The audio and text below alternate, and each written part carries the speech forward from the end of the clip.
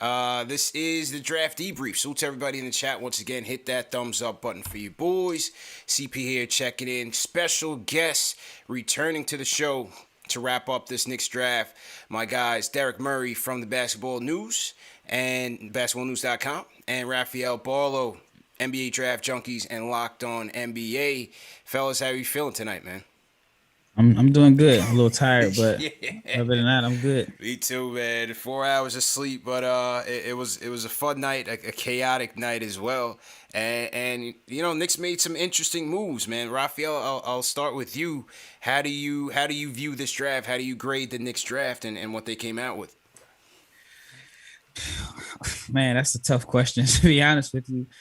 On my mock, I had them selecting Jarrett Butler and Trey Murphy. Mm. I thought that would have been ideal for them. Mm. Obviously, Murphy would not have been available, but I was wondering what they were doing when they traded out of their picks. Mm-hmm. I thought they did a decent job with the guys that they had, but me personally, I probably would have kept 19 and 21.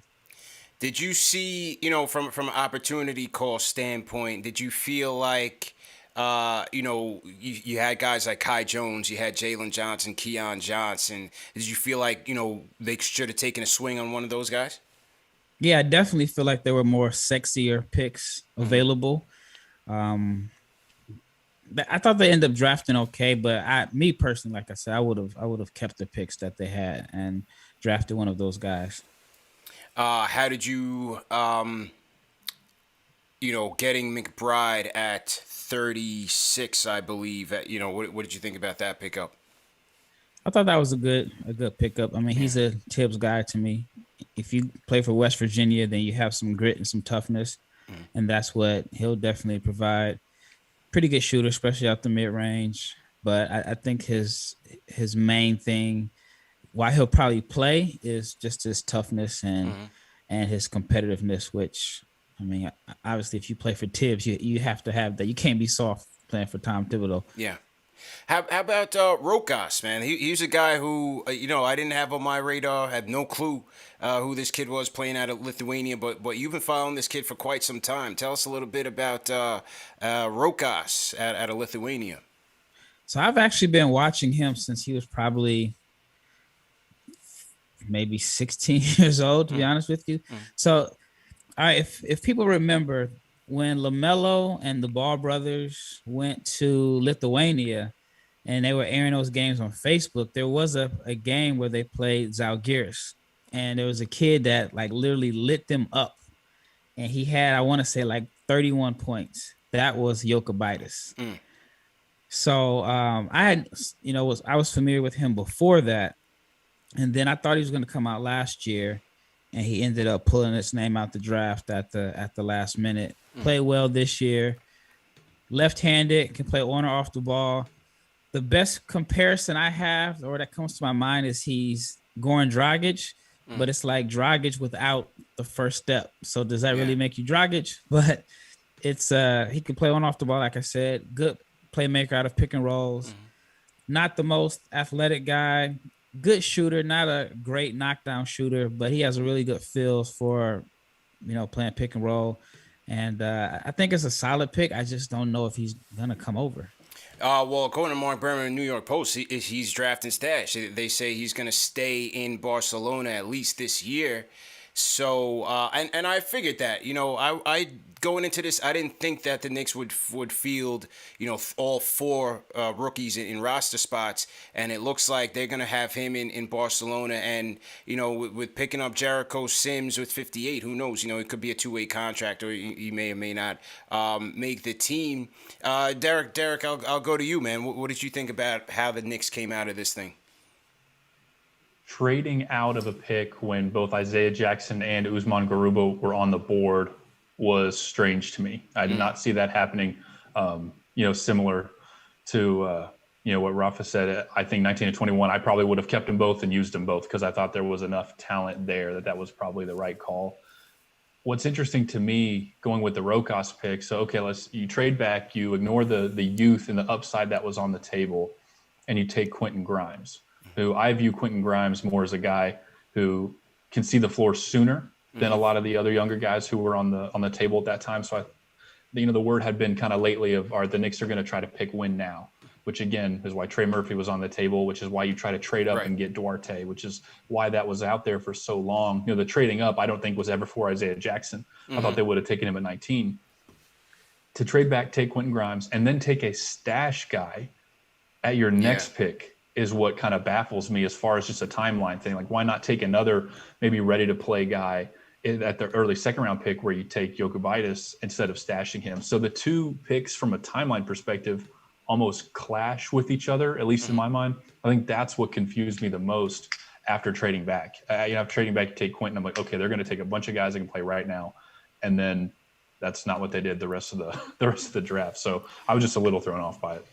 Yeah, it was tough to see, man, because my predictions or my hopes coming out of this were to get Murphy, Mann, and then Grimes at 32, and then, whatever they want to do at 58, hopefully come out with a backup 5, which they did ultimately doing. But, to see Murphy go 18 to the Pelicans, I'm like, all right, here we go. Can we get Trey Mann? And then OKC picks Trey Mann.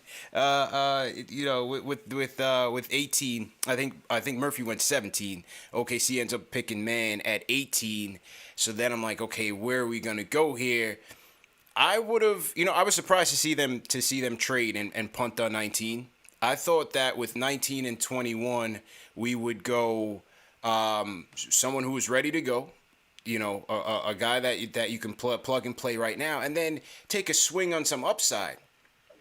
And what do you guys think about them passing on some of the guys? I know Derek, you had mentioned Isaiah Jackson and Garuba, but what about some more of these perimeter guys in terms of Keon Johnson? Then you had the bigs in Jalen and Kai Jones. What do you think about them and potentially passing on those guys? I actually don't mind passing on Keon there now, knowing in hindsight where you got McBride. I think McBride at that pick is tremendous value. And even though their offensive games are very, very different, on defense, they were probably going to play similar roles. So I would rather have McBride at, what was it, 36? 36, yeah. Than Keon at, Keon was 19. Yeah. Yeah. Or at 19, well, I'm sorry. They Yeah, picked so 19, in this hypothetical 19. I would rather have McBride. I think that's better value there. But again, just trading out. I'd be curious to hear what he has to say. But again, I think I agree with him that trading both picks out, it caught me off guard. I wouldn't have done that. And Rafael, how about you? Those opportunity costs there, passing up on there are a lot of fans that wanted Kai Jones. There were fans that wanted to keep Keon, or they're fans that were tight that the Hawks got Jalen Johnson there. Well, Jalen didn't really make sense for New York anyway. Yeah. Especially with Randall and Toppin. Right. I jokingly thought Garuba was going to end up in New York because he's represented by Leon Rose's son, and he's obviously a CAA guy, and he's a power forward, which seems like what the Knicks have been drafting. Kai Jones and Keon Johnson, to me, are developmental guys. And I don't see the Knicks as a team that are looking to develop guys with game minutes, especially under Tibbs. So they would have been, like I said, sexier picks, but I think it would have been a lot of frustration because they wouldn't have played this year. Yeah. Yeah, I hear that. I still, with 3 prime picks, I would have taken a swing on upside on one of them. I like Grimes a lot. Don't get me wrong. I like Grimes a lot. I think he's going to be a nice 3-and-D guy. The 3-point numbers certainly jump out. His defensive acumen jumps out. I mean, some of these percentiles are nice, man. 84th in offense, 92nd in transition. So him and RJ are going to be nice out there with Obi as well. Pick and roll ball handle, 86th percentile, 70th in ISO, 72nd off of screens. I like Grimes a lot, and I like the defensive intensity that McBride will bring at the very least coming in. I think he's a guy that whose defense will put him out on the court immediately. So I like that. The Rokas thing, even though there is some potential there, were you surprised that they passed on Cooper and that he fell so low? Because I felt like at 34, I would have tried to get him right there and see if we can get a point guard of the future. Why not roll the dice on Cooper there? I don't know. It's a mystery why he fell. Yeah. I mean, he fell pretty far. What was it, like 40? He went to the Hawks at 48, yeah. 48. Yeah. Yeah, there has to be something outside of basketball there. Maybe it's intel. Maybe he didn't work out. Well, I don't know what it is, but I mean, I can't recall a guy who was projected to go in the 20s fall nearly like 28 spots. But yeah, it definitely would have been a pick that the fans would have been pleased with. Is he a Tibbs guy? On one hand, I can say no, I don't think so. But then on the other hand, I've seen Tibbs work with Nate Robinson, John Lucas, DJ Augustine, and have an offense going through them in the playoffs and won a series. So I can't necessarily say that he doesn't like small guards, even though those guys were more scorers, and he kind of put them in a role to just go get buckets as opposed to being distributors. So I'm still kind of stunned that they did it. As far as like Jokic, he was one of the few international prospects that was projected to go second round that stayed in the draft. Most of the guys backed out because they knew that teams were going to draft them and stash them. And so a lot of guys didn't necessarily want that.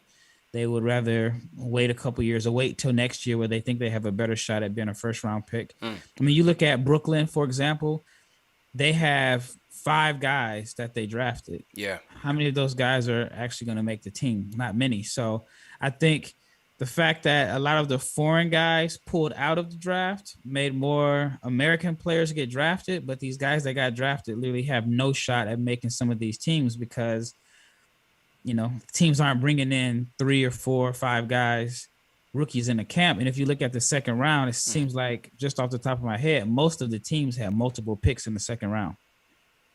Yeah, and you mentioned from the international standpoint, your guy Vrenz Blindberg revealed today that maybe it was contract issues that prevented him from being drafted. Did you guys hear anything about that?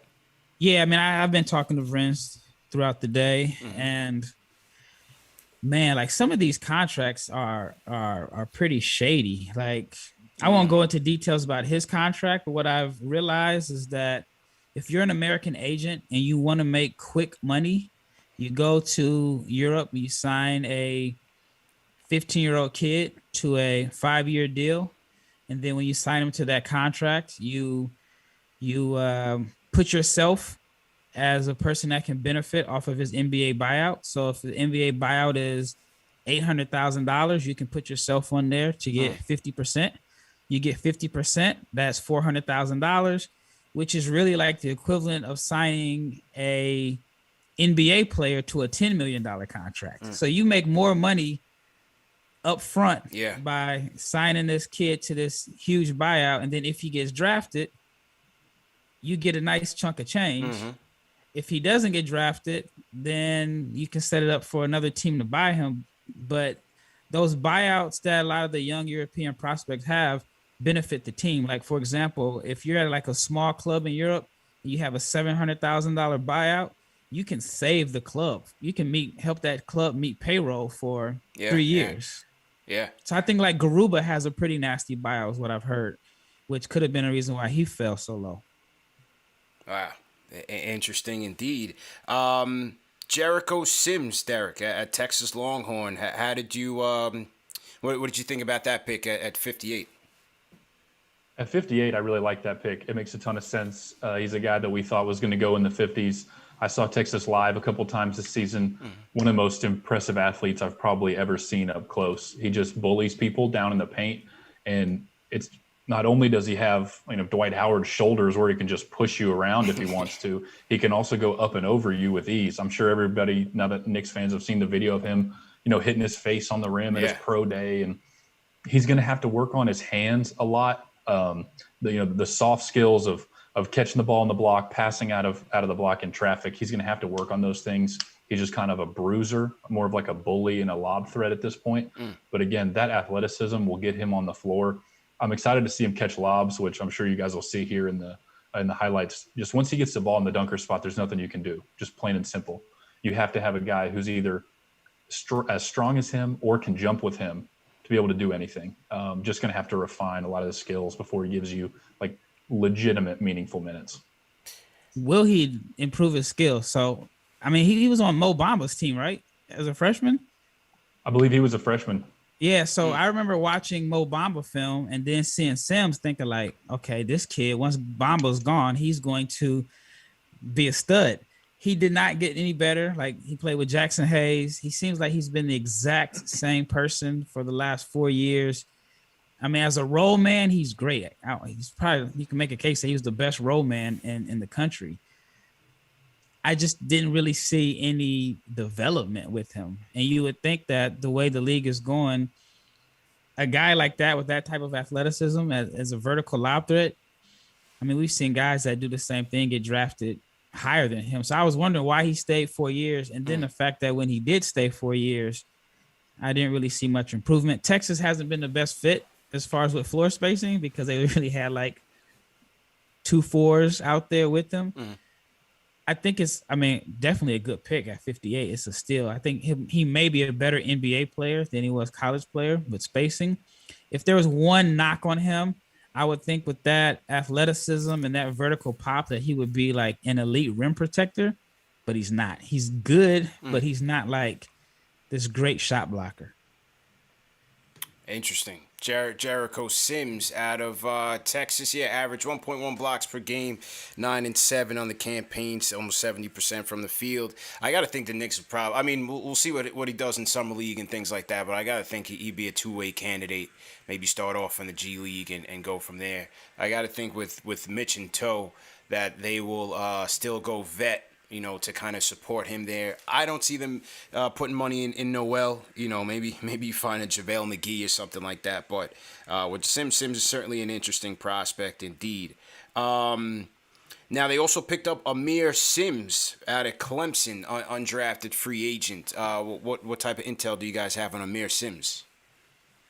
He'll be in the G League. That's pretty much all I got. Is he'll be in the G League. Shot decent from three, not a large volume of attempts, but he's like your typical guy that is a very good college player, not necessarily good enough to be an NBA player. Will play in the G League, put up good numbers, and I think he's someone that will end up playing overseas and having a pretty good career in Europe. Derek, what's your take on Amir? Yeah, so Matt and I got to sit down with Amir out at Impact Basketball in Las Vegas this summer. I thoroughly enjoyed speaking to him. I thought he was a great kid, really awesome guy to talk to, just kind of a natural leader, great with people. I think he's got an internal drive and work ethic that's special. The one thing, he's not the flashiest player on offense, but in our data over at Sports Info Solutions that now the draft is over, we've been able to release a little bit more. Which I have a lot on the other three guys as well. Sims finished 89th percentile in our overall offensive winning impact. He's not flashy. He's not gonna give you a bunch of high flying dunks. He's not gonna drain 5 threes a game, but he's gonna do all the little things right. And that's where I think he has a chance to maybe get some NBA minutes. I do agree with Rafael that he's probably gonna make a good amount of money overseas, but I understand taking a shot on him. He's the kind of guy you want in your locker room, kind of guy you want on the bench, and physically he's ready to step on an NBA floor right now, but he's just kind of needs to put the whole package together if he wants to see legitimate playing time. Interesting indeed. We'll see who else they come out with. Salute to everybody in the chat. Once again, hit that thumbs up button for you boys. This is the Draft Debrief episode, the last episode on the draft before we roll into free agency, man. We'll be back Sunday night live, previewing the Knicks free agency, and then Monday at 6 o'clock, we sit and wait. Knicks sitting with $50 million in cap space. We'll see what they do. Still plenty of holes in the roster to fill, but draft night was certainly interesting. I'm also going to announce the 4 winners of the Ultimate Orange and Blue giveaway. If you guys hadn't signed up, you got about 2 minutes to do so because the contest ends at 10 p.m. Eastern time. The contest ends in 2 minutes. So go over to KnicksFanTV.com right now and make sure you fill out your entry form. Once again, the prizes are: one person's going to win an autographed Patrick Ewing basketball, an autographed R.J. Barrett 8x10 photo, and 2 tickets to the Mets versus Nationals at Citi Field on Wednesday, August 11th, and that is right behind the visitors' dugout. Great seats, so make sure you guys sign up right now. You literally have 2 minutes to go 2 minutes to go. So go to KnicksFanTV.com right now and fill out the form. And once again, that giveaway is sponsored by my guys at Forzano Law. If you guys have been injured in a car accident, construction accident, trip and fall, slip and fall, nursing home incident, my guys at Forzano Law will help you get on the road to monetary compensation right away. Call them up, ask for David or Anthony, tell them CP the Franchise sent you. You can call them at 718-372-1397. You get a free consultation and free representation unless you get paid. You can also go to ForzanoLaw.com for a 24-hour live assistant. And in person, their address is 271 Avenue U in Brooklyn. And that's 1 block from the F train. So shout out my guys, Forzano Law, for sponsoring the giveaways. And yeah, man, great gifts for the fan base. Okay, so we're going to go to the phones right now, get you guys' take. What do you guys think about this Knicks draft? There's a lot of controversy around trading that 19th pick. A lot of Knicks fans didn't feel like we got enough in return. Didn't feel like they got comparative value. But, I mean, the way I see it, fellas, I would have loved for them to take someone there, but I feel like they're stacking more assets for a major haul. I feel like they're stacking more assets in the major haul. And in this draft, they come out with a future first, a second-round pick. They now have 6 first-round picks and 9 seconds, I believe, in the next 4 drafts. So I believe that they're stacking up for a major trade. We'll see what it is. But, still some controversy around that pick because people didn't feel like they were going to get equal value out of 19. So we'll have to wait and see. But to the phones we go. Terrence from Staten Island. Terrence, how you doing, man? Hey, I'm doing great. How are you guys doing? Good, man. Yeah.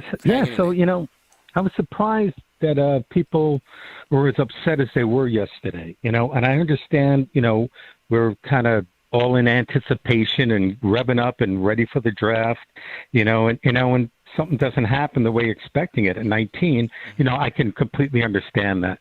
But what I don't understand is, as far as I can see it, I mean, if you look at, Tibbs is going to play people now, right? There's no two. If he's going to draft someone, he's going to want someone who's going to play right now, right? And in order to do that, you kind of got to be a vet of sorts in college, right? So and you have to play defense, and you got to be a vet, and you got to play threes. You got to be able to hit threes. There aren't a lot of guys out there like. Grimes is a perfect fit. The guy attempted more threes than anyone in all the. I think he had like 40 more attempts than Kispert did. I mean, clearly, that's the guy that you're looking for. Is fitting the criteria. The guy plays really good defense. Hits the three. Like there aren't a lot of guys that are out there that are going to fit the mold. Then you look at the guard situation. There were a few guys like that were available. The guy from Illinois, he was a veteran, who kind of does a lot of different things. But the competitiveness and the defensive intensity that McBride brings, really off the charts as far as being a competitor. And that's what fits in. Again, a guy who can hit threes, who plays defense. What do you want? I mean, I was surprised in a good way with this other guy we got from Europe, because that kind of makes sense. If he's not going to play you, why not stash someone good over in Europe and let them get seasoned that way? But my God, for the amount of assets that we had, I think that was the way to go. There was only a few people that fit, and I was surprised that people didn't see that Grimes was the perfect fit.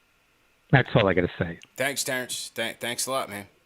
Right. Fellas, Sure. man, I like the Grimes pickup a lot, man. I think this kid will be ready to go from day one. I see a nice fit with him, with RJ and Julius Randle as well. And so I like that pickup. But it's not to say, a lot of Knicks fans who are kind of down on this draft, it's not to say that the Knicks didn't try. To move up and get their guys. We know that they try to get 13 from the Pacers. They try to get 14 from the Warriors. They try to get 15 from the Wizards. But there was a certain price they were willing to meet, and they didn't get there. So clearly, I believe Murphy was a target. Duarte, maybe Moody was available there, but they couldn't get up and get those guys. So they went to Plan B, and in the end they got some assets out of it. So. But overall, I'm happy with the Grimes pickup.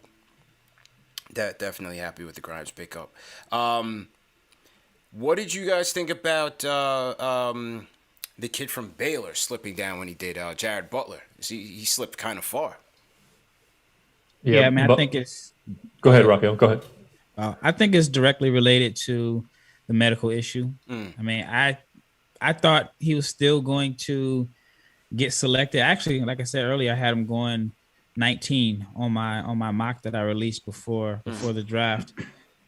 But it seems like team doctors may have felt like they may have graded him differently than the NBA doctors, and that's just, to me, that's my opinion. I don't think it has anything to do with basketball or on the court. I just think he was red flagged because of his medicals, and it's different, but it's similar. It's kind of like with Michael Porter Jr.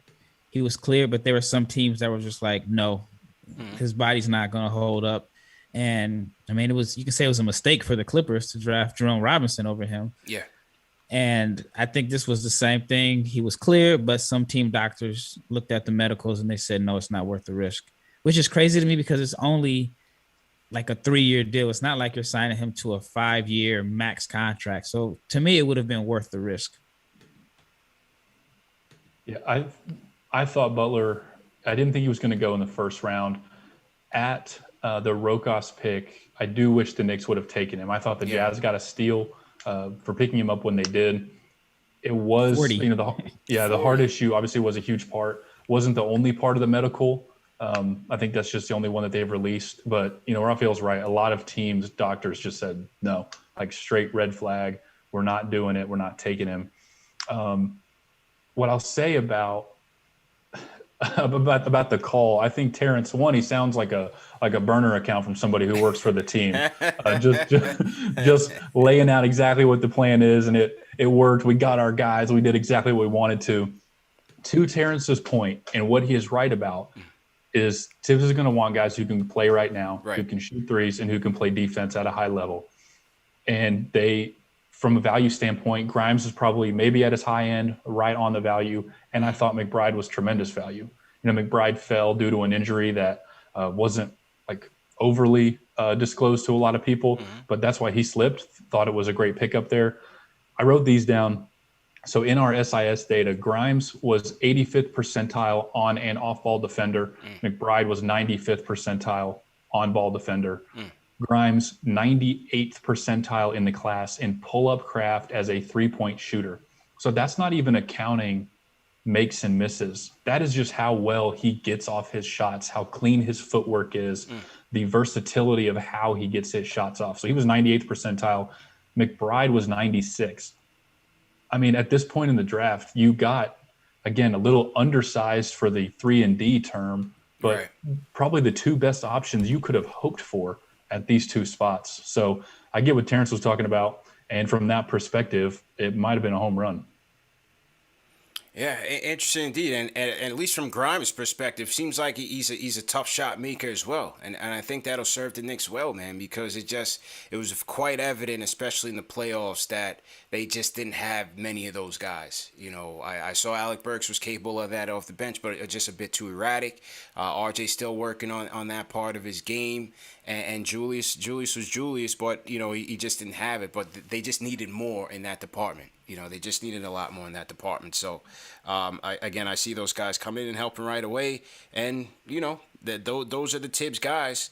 I just I would have hoped that they would have just taken a risk and gambled a little bit on something that, with potentially some star upside. But we'll see what happens, how Keon Johnson and those guys pan out. And Cooper, hopefully they don't regret passing on Cooper. But, good pickup for the Hawks, man. I can't stand the Hawks getting richer with these prospects, man. And you know what it is with the Hawks, too? I just feel like the Hawks are in prime position now to package up a lot of these players, man, and get that star. I think they're in a great position to go get a star that can put them over the top. With who would you think pickups. the star would be? That's what I'm trying to figure out. I know they have assets. I know that they can move Reddish. They can, or Hunter. Depends on what they're doing with John Collins. Yeah. The trade today, even though they're saying that it's because Okongwu's going to be out, the trade today seems like they're going to package something for another piece. I just can't figure out what the piece would be or who it would be. I don't know what Beal wants to do in Washington. You know, after the Westbrook trade, there were reports that he plans on staying. We'll see what happens. But I think that could be it. I think that could be it. But Golden State, to me, has a better package. You think so? Well, yeah, I mean, if I'm Golden State, I mean, if I'm Washington, I'll take Wiseman. I'll throw in Wiggins' contract to make it work. Yeah. And 7 and 14. Who can come up with a better package than that? I mean, contract-wise, it would be interesting to see how that pans out. But Hawks, you can offer Herter, Reddish, Okongwu. I still think teams like the guys Maybe that they don't Cooper. know yet, in a sense. Yeah. Like, there's more value in a pick that hasn't played. But, I mean, and then, I mean, so, I mean, like, if, let's say the Wizards drafted Kuminga, Moody, and Wiseman, everybody would be like, that's a great draft. Yeah. You have a chance to do that if you're the Wizards, pick up those 3 guys, and then obviously Wiggins' contract allows the money to. I mean, I'm sure you have to do some filling here and there, but to me, they have the best package. Yeah. I was interested in seeing if Golden State was going to make a move on draft night, but we'll see, man. Still came out with Moody and Kuminga. I like those pickups. We'll see where Ben Simmons. You know, Ben Simmons is definitely going to get traded. I have no idea where he's going to go either. So I'm starting to think he stays. I mean, if it's so? true that everything that they want, like they wanted like 4 Raptors starters. Yeah, that's crazy. It's like, all right, on one hand, do you really want to move them? Or are you saying you're making these ridiculous offers so nobody moves them, and then you tell your fan base, we tried? Yeah, Philly's going to be in an interesting position, man. What did you guys think about? I mean, who were some of your winners in the draft? Which teams did you guys like in terms of who they came out with? Yeah, you know, Matt, I just released actually a winners and losers article on basketballnews.com. Charlotte and Houston were far and away my two winners. I mean, Charlotte got Book Knight at, I think, tremendous value. Again, when we left his workouts down in Miami, I thought he was a top 7-8 guy easily. Just he's going to be able to score 20 points a game in this league. I thought Kai Jones was late lottery worthy if you bought the ceiling. And then we saw JT Thor work out as well, where he's 6'10" and moves like a guard and has flashed the ability to stretch the floor. I mean, you get all 3 of those. That's just ridiculous. I think, yeah, Charlotte and Houston for me, no, not even close. Yeah, I was thinking Charlotte as well. I thought Houston did fairly well. What about you, Rafael? Yeah, Charlotte definitely got more athletic overnight. Yeah, I mean, they got some of the best athletes in the draft. The interesting thing to me is Rafael Stone, the general manager of the Rockets, like out Sam Presti. Like, we thought Sam Presti was going to, you know, do something that we thought was big, that was going to help Oklahoma City win the draft with their picks and all their assets. And they drafted Giddey. Off the top of my head, I can't think of what their second pick was. And Trey Mann. Sengun and Trey Mann, yeah. And JRE. Well, Sengun is going to Houston. Oh, that's right. That's right. So they got Giddey, Trey Mann. So you think about, and who else? I mean, I'm just talking about the guard rotation they have. They still have Kemba and they still have SGA. And Dort. And Maledon. So, and then Gilgeous Alexander is going to, I mean, he's due like $100 million contract. So you're going to pay a guy $100 million to win 25 games. And then you drafted 2 guys in the first round on a team that's only going to win like 20 games that won't start. Like, where is Mann and Giddey going to start at on that team? So I thought Oklahoma City did not maximize their assets and their picks. I think they just picked Trey Mann just to stick it to the Knicks, man, because they knew that was our pick, man. I'm telling you, the Knicks wanted Trey Mann, and that's why they ended up trading out at 19, man. That was a tough spot, man. But yeah, it's very interesting to see what OKC's doing with that guard spot. But you know, I think SGA will be a little bit too rich for our blood. I would love to have him. We'll see what happens. A couple more calls. Let's go to D from North Carolina. D, how you feeling? CP, what's good? How you doing, bro? Doing good. You know how I felt last night. I was tight with the draft in the beginning. Yeah. But now that I look back at it, you know, they did something good. And we had a good draft. You know, to me, I think that one thing a lot of the people are overlooking is the fact that we got those picks in 23, the second round picks in 24, but those drafts are going to be deeper just because now the high school kids is coming in. Double draft. Is that confirmed? Is that confirmed, Derek? It's not confirmed. It's not confirmed. Okay. But, you know, they're talking about in 23 that they're coming in. So if that's the case, that's going to be a deeper draft. So we got those picks. Plus, if we package them to get somebody, which I think is going to happen anyway, you know, we're sitting good. And I also feel that we're in a good place to exploit all these other teams that are in tight situations like Atlanta, like Orlando, like OKC, because now OKC has all these guards. Orlando's just picked more guards. So, you know, what's going to happen there? And the pick that surprised me the most, honestly, out of the whole draft was Sacramento with Davion Mitchell. Yeah, well, But that was kind of confusing to me. You know, but then again, you know, with what's his name being the coach, you know, he might be trying to go to the 3-guard rotation like they did in Golden State, but I don't see that working out. Yeah, but Halliburton is like 160-pound small forward. Right. You know, sorry to cut you off. I think we're going to be able to exploit. And as far as, you know, Rokas, I was watching a lot of videos today about him. You know, I think it's good. And plus, he's going to be playing over in Barcelona, which is a better league than the G League, and he's going to develop better than if he was over here in the G League.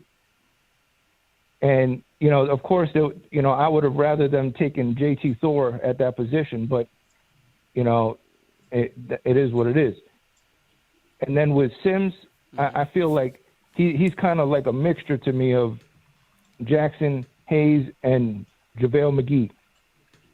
So I think if he comes in and does all the dirty work, you know, blocks and rebounds and gets a little hook shot, we're going to be good. Okay. Appreciate the call, man. Appreciate the call, D. Good to hear from you. Yeah, what did you guys make of the Davion to the Kings pick? Because that was kind of confusing for me as well. Yeah, it didn't make any sense to me at all because they still have Buddy. I thought that if Buddy was packaged in that Lakers deal, then maybe it would make sense. But I mean, 3-point guards, and even if they go with a 3-guard lineup, Halliburton is like $160. Right. So right. Is he your de facto small forward? I mean, it's the Kings. So even though this is a different front office, I try to give them the benefit of the doubt by thinking like this is not the same group that, you know, it wasn't the Vlade Divac group, but it just seems like it's still the Kings.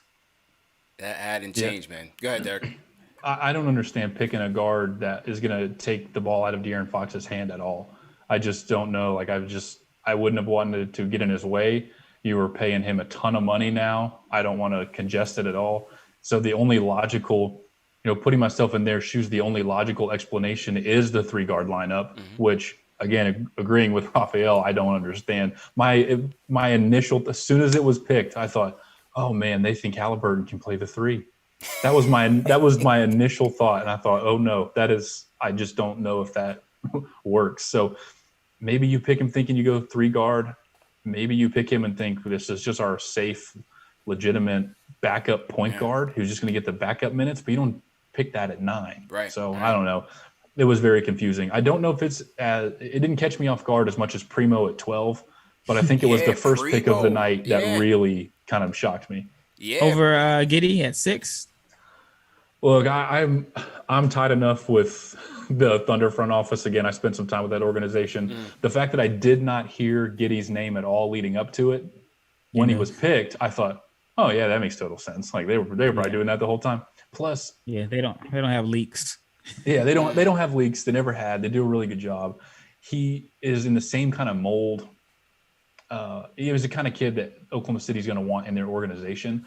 And there was a lot of talk about Golden State taking him at 7.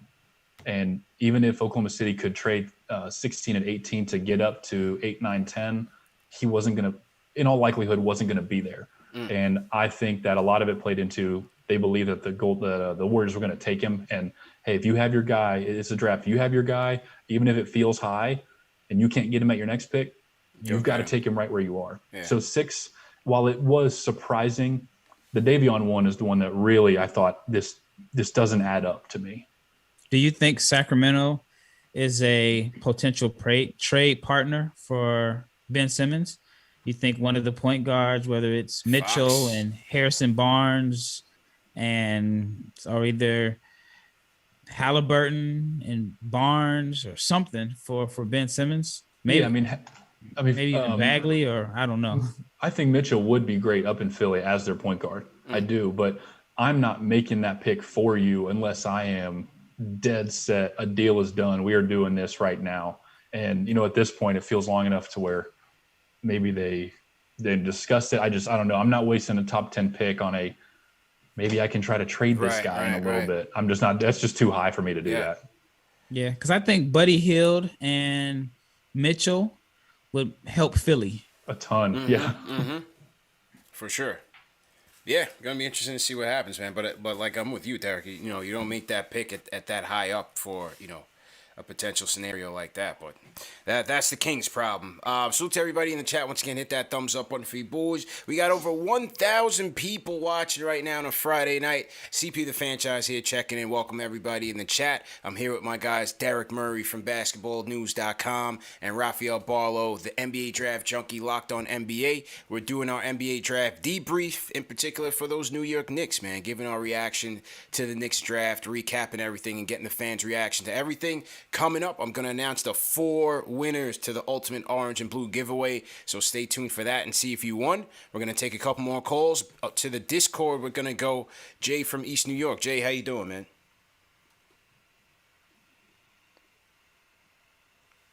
Jay going once. Jay going once. All right, hang on 1 second, Jay. Let me just make sure. Yeah, my audio's there. Jay, I can't hear you, Jay. Dave, let's put Jay back into the screening room and see what's going on with his audio. Fredo, you're up next. Fredo, how you doing?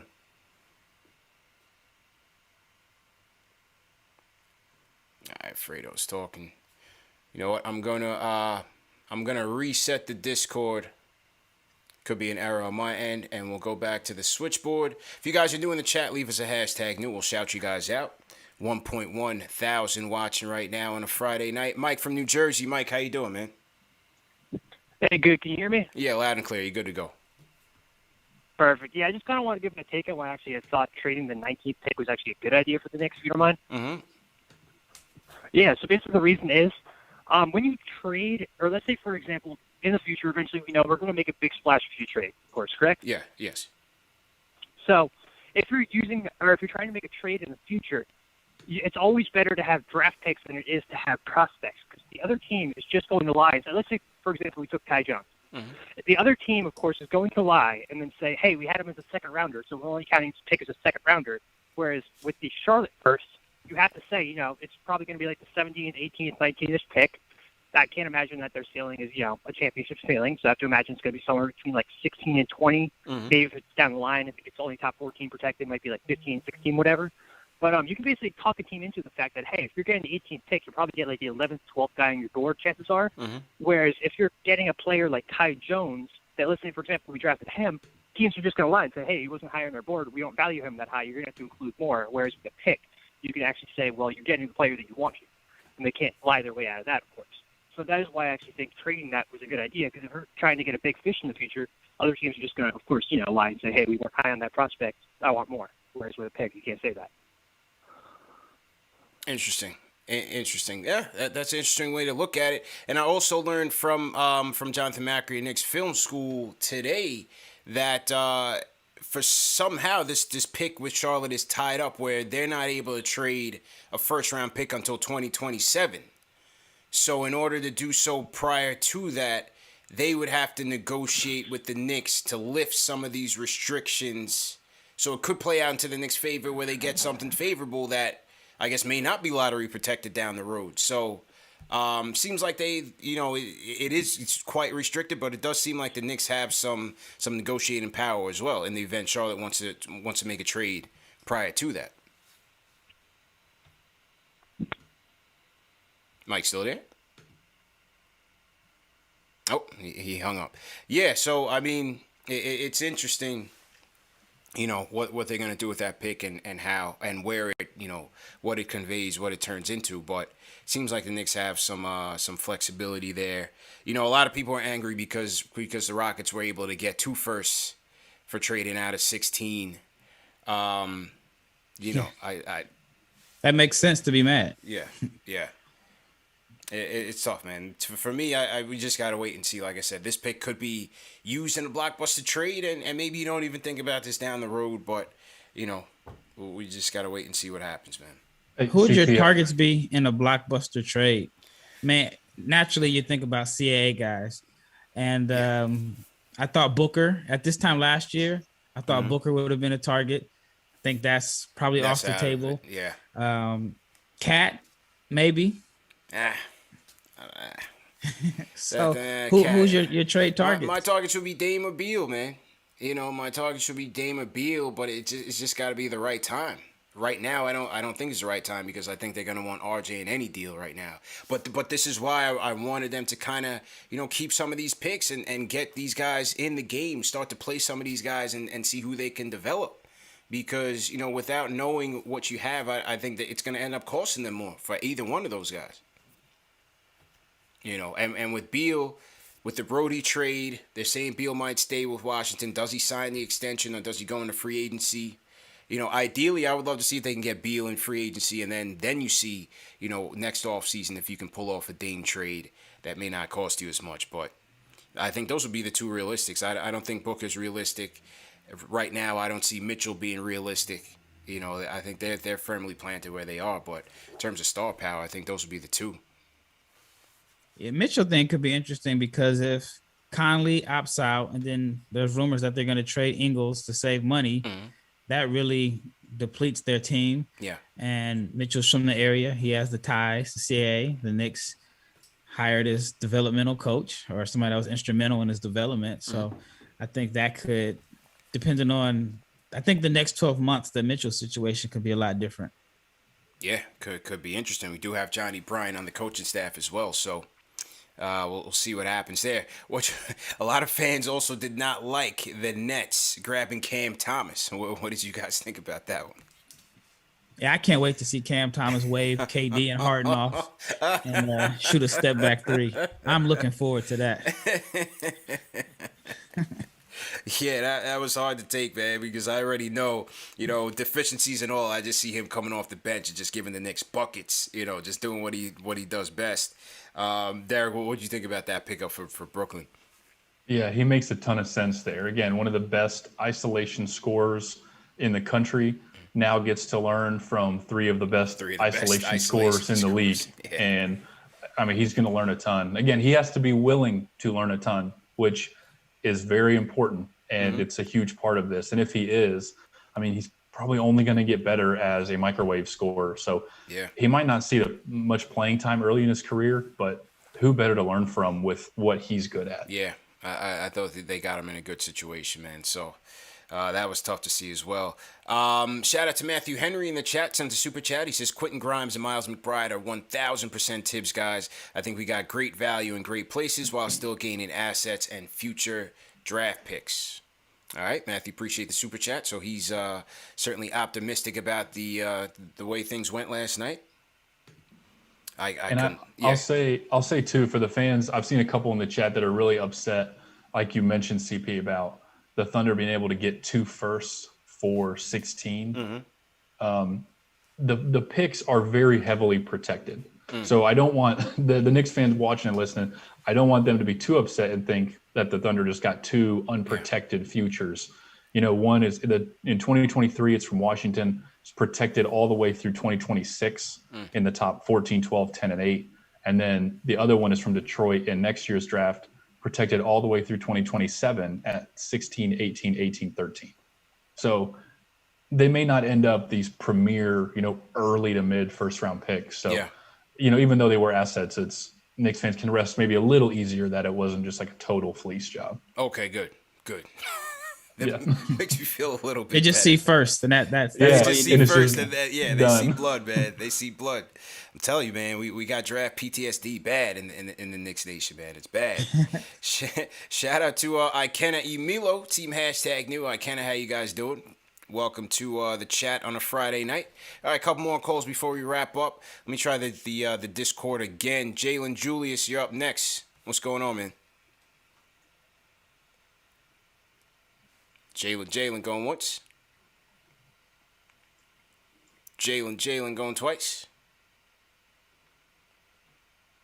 I don't see any, Dave, I don't see any levels coming from Jalen, so I think I'm okay on the Discord, but I don't think he's speaking at all. So I'm going to put Jalen back in the screening room, Dave, and let's see if you can hear him. Okay, back to the switchboard, and we're going to announce our winners soon. Angel's up next. Angel, how you doing, man? Yo, what's good, CP, fellas? How y'all doing tonight, bro? Good, man. How you doing, man? Good.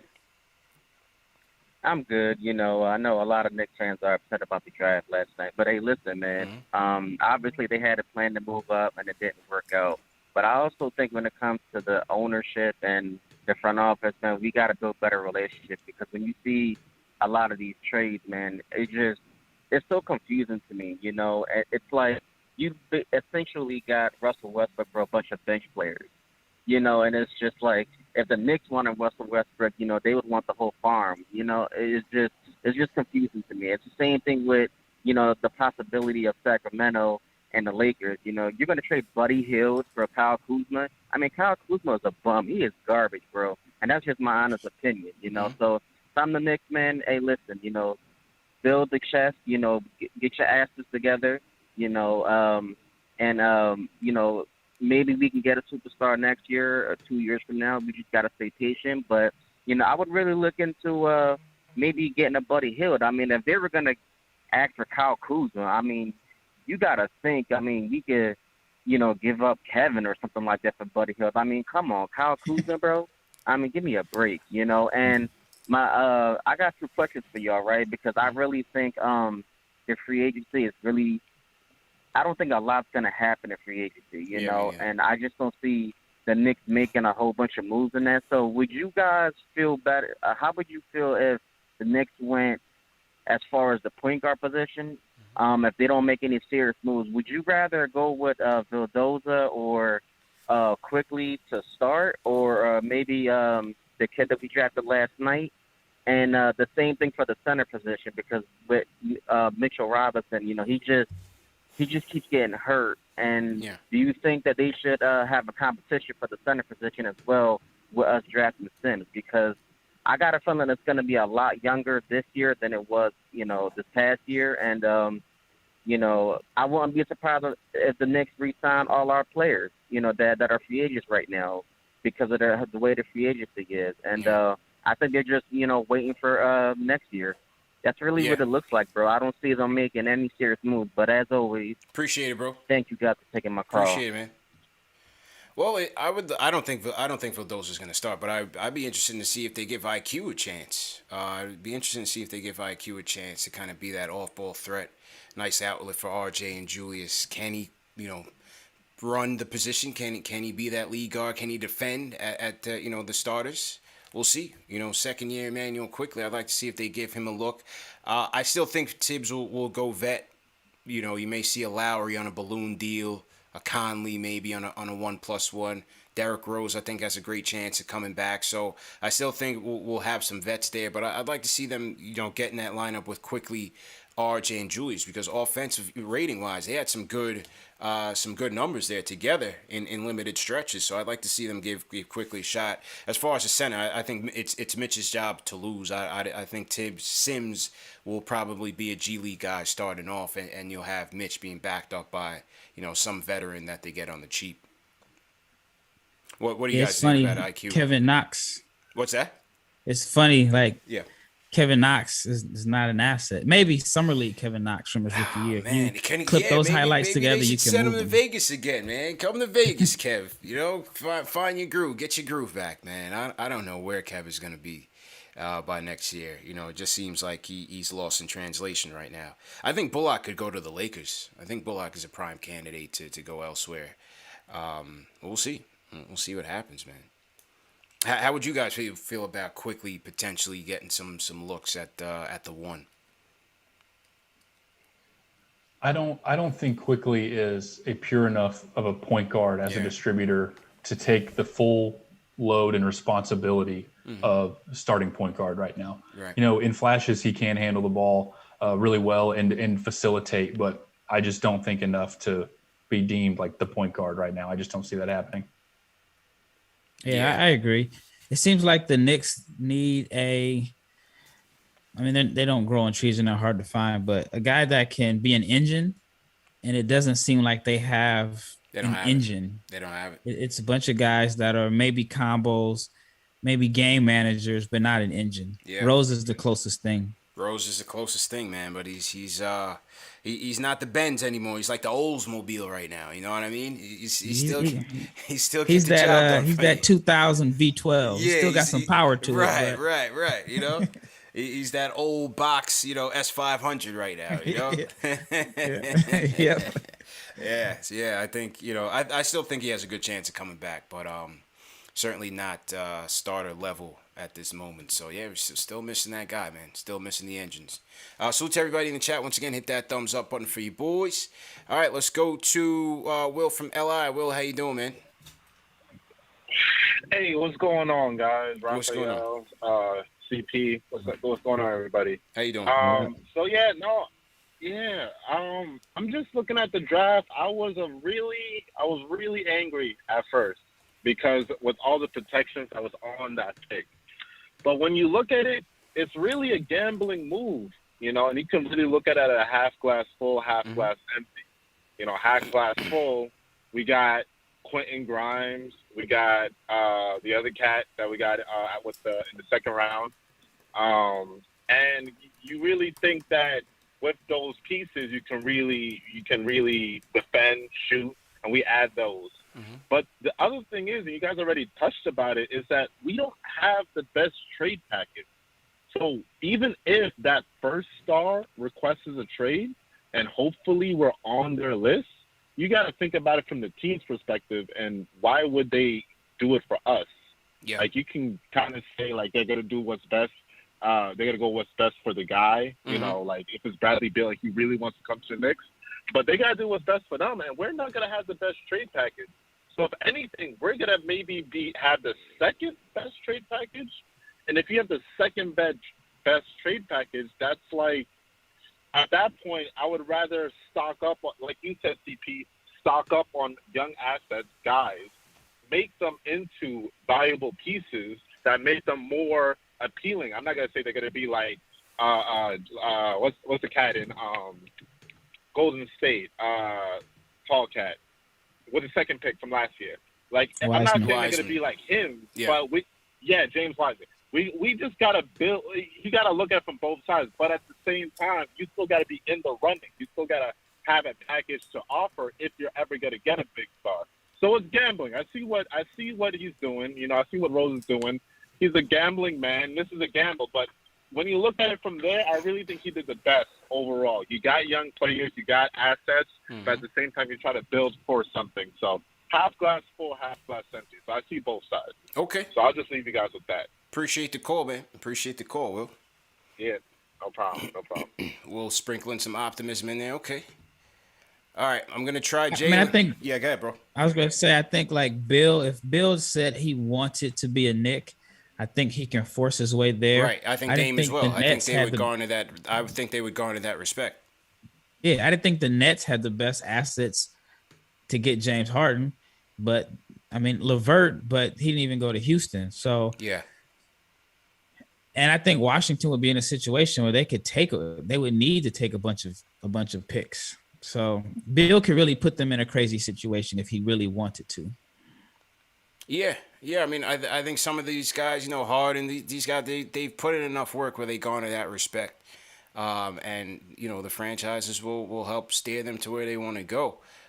So, Because I think Bill would have more leverage than Harden did. Harden was under contract for years, yeah, and he still was able to get to where he wanted to go. And I mean, I think he was wearing a fat suit because he literally lost 20 pounds overnight, man. Overnight. Yeah. I think he was trolling, but Bill is not on a long-term deal. And if he says, "Hey, I want to go to New York, you can either trade me there or I'm going to sign there in free agency," then the Wizards' hands are going to be tied behind their backs. And then other teams are going to be reluctant to make a trade because, it's like the Anthony Davis situation. So force a hand. I think it can't happen without the best assets. Certainly possible indeed. All right, Jalen, I'm going to try you one more time on the Discord, man. Jalen Julius, check in. I'm seeing audio levels on the Discord. I don't know, Discord's not showing us love tonight, Dave. I don't know, man. It's one of those glitches tonight because I got levels. I got levels on the Discord. I'm not sure why I'm not getting anything from anybody else here. Jalen going once. All right, Jalen, I'm gonna shut down the Discord. If you want to call into the switchboard before we wrap up, because we're gonna wrap up shortly. So Jalen, if you can hear, call in on the switchboard 657-383-1509. Not sure why the Discord isn't working right now, but we'll get that sorted out before Sunday's show. So to everybody in the chat, once again, hit that thumbs up button for you boys. Wrapping up the Knicks draft as we segue into free agency. If you guys are in the chat right now, who would be your number one free agent target for the Knicks? Leave a comment in the chat, and we'll take a look. Who's your number one free agent target for the Knicks as we kick off? Monday, 6 o'clock, man, is the time. All right, Jason from the LES. Jason, how you doing, man? I'm good. How's it going, guys? Good, man. What's going on? Good. I just want to talk about the draft yesterday. So yesterday was crazy because leading up to the draft, the whole week before and yesterday, you just kept seeing all the mock drafts were saying that every player that the Knicks wanted to get was going to go before the Knicks got their pick. And so while I was watching the whole draft, I was pissed the whole time because I'm like, man, there goes Zaire Williams. There goes Corey Kispert. There goes Trey Murphy. There goes Chris Duarte. I'm like, what are the Knicks going to do when it gets to their pick? And I'm just so glad that they didn't just say, oh, we're just going to take Isaiah Jackson or we're just going to take Kai Jones and we'll just take another guard at the second pick. Like, I'm so glad that they pivoted and they didn't just take the pick right away. And I'm just so happy the way it ended up because they got the two guys they wanted and they got a lot of assets with it. What do you guys think? Yeah, I mean, I thought it was okay. I wasn't leaning towards Jackson. I know, Derek, you were high on him. I didn't want to go big there because we needed so much help in terms of shooting on the perimeter. We needed so much perimeter help, so I was okay with the Grimes pickup. At 19, again, with one of these picks, I would have went safe, and then I would have rolled the dice on something. And then with 32, you could have went, wherever you saw that value, whether it was McBride still there, I would have went there. So that's the only thing. With 19, I would have maybe rolled the dice on somebody with some upside. So you would have took three players in 19, 21, and 32? Personally, yeah, but I know that Tibbs, it wasn't likely with Tibbs. Yeah, but, yeah. I mean, Tibbs wouldn't play three rookies. So yeah, I don't personally, know. I would have. Yeah, personally, I would have. Yeah. Oh. Yeah, man. Yeah, because I was just gonna say, and then I'll leave. I know that I always thought they were never gonna take. I mean, obviously they took three rookies, but I meant in terms of like three rookies that they were gonna actually play. So I knew they were never gonna take three players with those three picks. And I'm glad that they kept they rode the pick into the future, so that way we still have the pick for whether we want to trade it or whether we want to use the pick in the future ourselves. Yeah. And also, I think Charlotte's going to have to unprotect that pick at some point because they can't trade a first-round pick till 2028, I think now. 2027, according to Macri, 2027. So. Okay. So, yeah. So, they might have to, if they want to do a trade in the future, they're going to have to unprotect that pick. Right. Yeah. All right, though. I'll catch you guys later, man. Appreciate it, man. Enjoy the weekend, man. Want to shout out Alan Berman for the super chat. He says, salute. He says, anyone else jealous of Charlotte right now? About to have all three Ball brothers on the roster by the end of the week. I'd be thrilled with Lowry on a 2-year, $60 million deal and Rose Noel coming back with them. with him. So he believes the LeVar Ball conspiracy. LeVar put it in the air. He said all 3 Paul brothers would be Hornets. Hey, you can't. That guy's been hitting. You know, he's been hitting on his bets. You can't count him out. But no, I mean the Antetokounmpo brothers got more championships combined than the Ball brothers. Yeah, more MVPs. What are the odds, man? What are the odds? You got. I mean, you had Plumlees, right? They had 3 brothers in the league, but Holidays. I mean, that's some crazy odds. Odds of making the NBA, period, is slim. Much less you have 3 brothers, 3 sets of brothers. That's just crazy, man.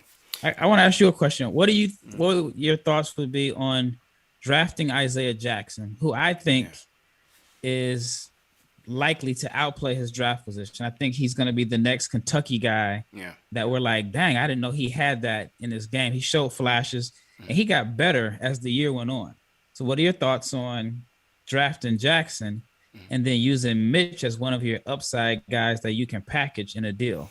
Because you're gonna have to pay Mitch. Is it this summer that Mitch has to be paid? After they have a team option, $1.6 million on his deal going into this season. So it would be after that. Then you got to figure out what you're gonna do there. What was your thoughts on that, Derek?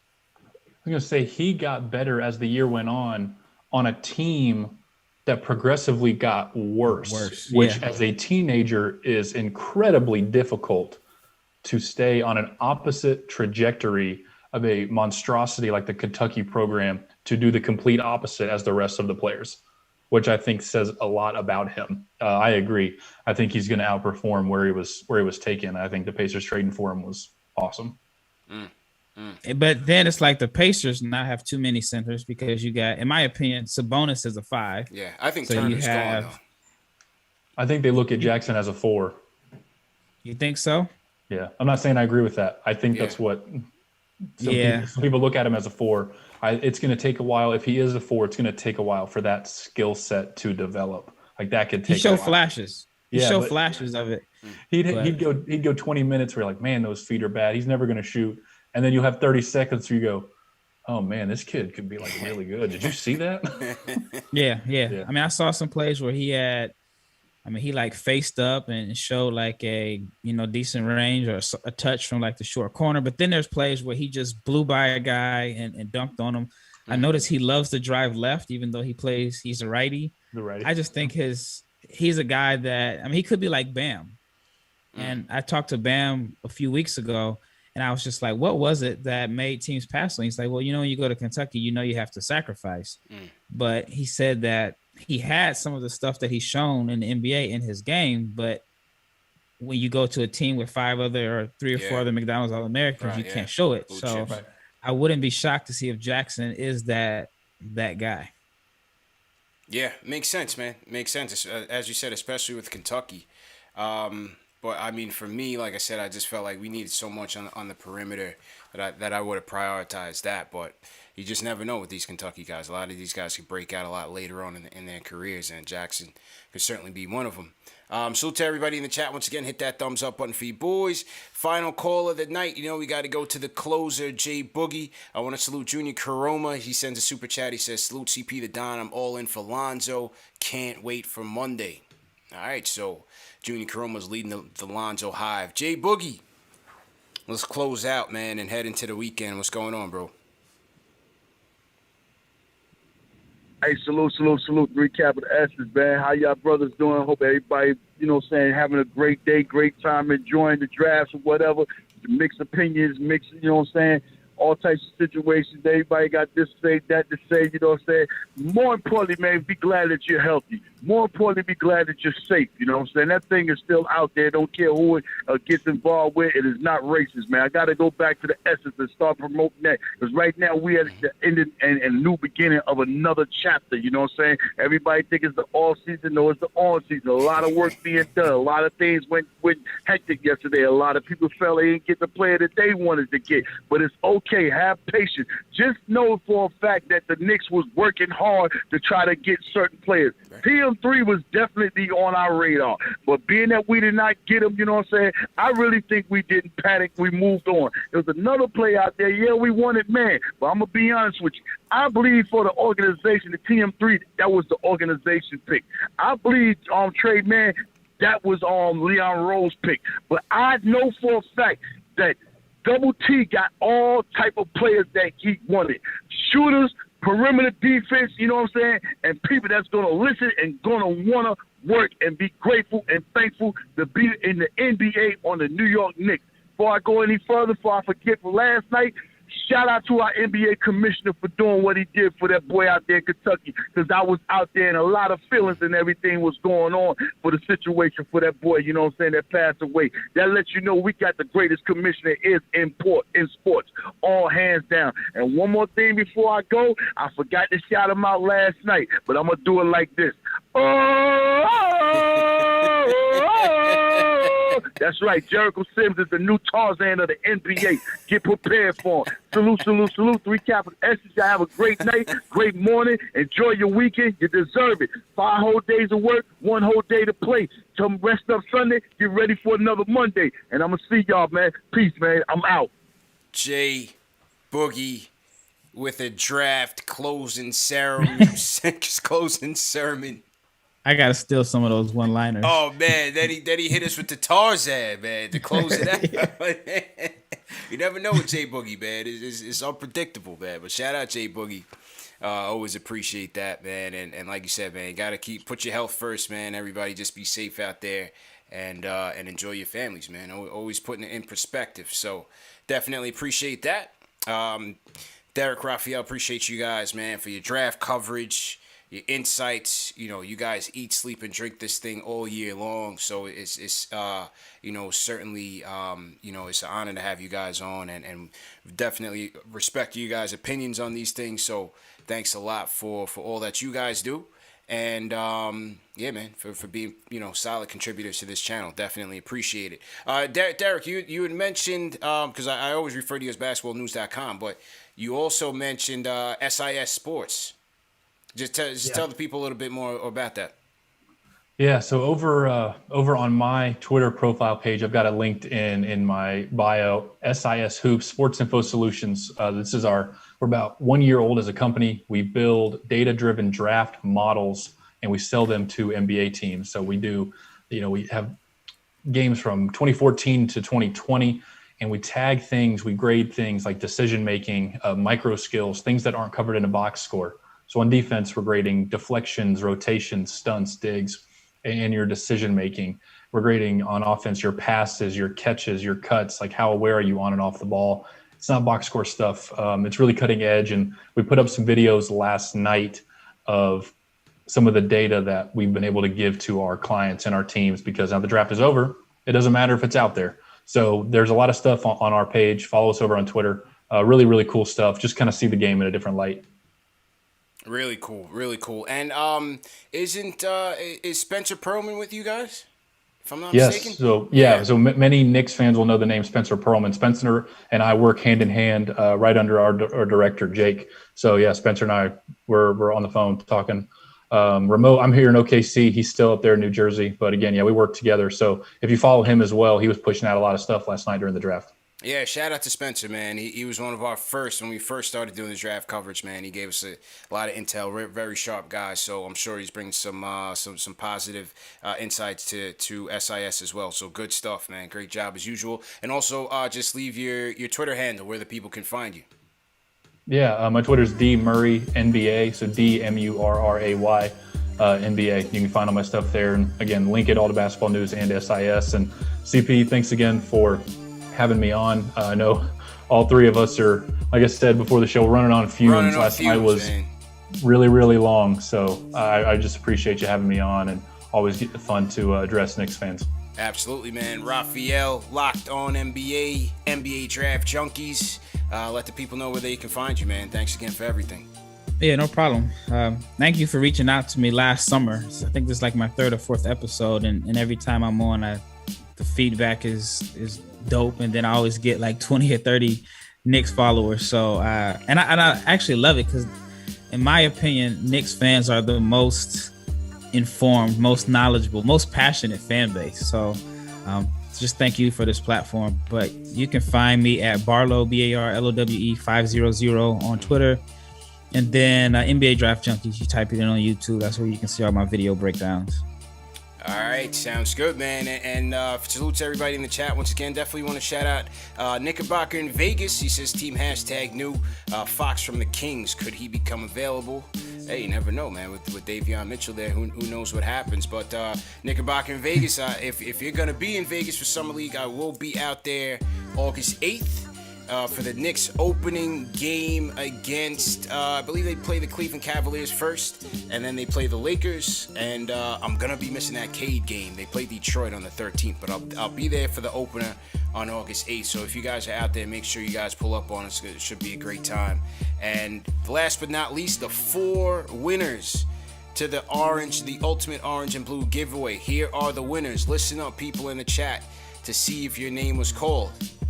The first person who won the autographed Patrick Ewing basketball, he only left one name, Eric.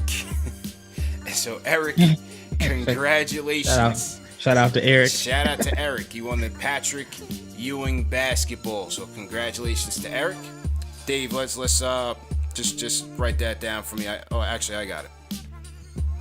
So Eric got the Patrick Ewing basketball. I want to shout out this guy's name, Tony. It's Bologna. I don't know if it's Baloney, but Tony Baloney. No, this is not fake, people. These are real entries. Tony is going to go home with the RJ Barrett 8x10 autographed photo. Congratulations to Tony. And who's going to the Mets game? Stephen K. Congratulations to Stephen K. You have just got 2 tickets to see the Mets take on the Washington Nationals on Wednesday, August 11th, right behind the visitors' dugout. So definitely enjoy that. You and whoever you choose, we'll get you those tickets. We'll reach out to Stephen K. And also going to the Mets game is Christian Larea. Christian Larea, you have just won 2 tickets to see the Mets take on the Nationals at Citi Field on Wednesday, August 11th. So congratulations to all the winners, to everyone who participated. And remember, last night, my guy David from Forzano Law reached out and said if we got to 1,000 likes on YouTube, that they were going to send 2 people to the first Knicks preseason game in MSG. So stay tuned for that giveaway. We'll do it once the season is announced, and you guys have another opportunity to win, man. That's once again brought to you by my guys at Forzano Law. Shout out to David and Anthony as well. Thanks again for sponsoring the show. And remember, for those of you out there, that the show is also available in audio podcast format, Spotify, or Apple Podcasts, Google Podcasts, all the major podcast platforms, so you don't have any excuse to miss it. Also, remember, the show's presented by Manscaped. Go to manscaped.com, enter promo code Knicks for 20% off, plus free shipping. So once again, people, will see you Sunday, man. Free agency. The draft is over. Free agency is here. And we'll get it all covered for you guys, man. So we'll see you then.